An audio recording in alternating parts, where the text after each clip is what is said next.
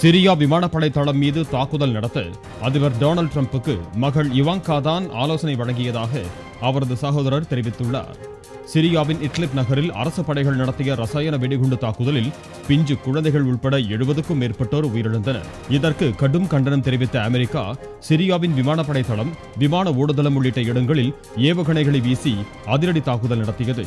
அமெரிக்க அதிபரின் இந்த முடிவுக்கு டொனால்ட் ட்ரம்பின் மகள் இவாங்கா தான் ஆலோசனை வழங்கியதாக அவரது சகோதரர் எரிக் தெரிவித்துள்ளார். சிரியாவில் ரசாயன வெடிகுண்டுகளால் பாதிக்கப்பட்ட குழந்தைகள் உயிருக்கு போராடும் காட்சிகளை தொலைக்காட்சியில் பார்த்தபோது அதிபர் ட்ரம்ப் பெரும் வேதனை அடைந்ததாக எரிக் கூறியுள்ளார். 3 குழந்தைகளுக்கு தாயான இவாங்காவும் இது பெரும் வேதனை அளித்ததாகவும் அவரின் ஆலோசனையின் பேரிலேயே சிரியா மீது ராணுவ தாக்குதல் நடத்த அதிபர் டொனால்ட் ட்ரம்ப் உத்தரவிட்டதாகவும் எரிக் தெரிவித்துள்ளார்.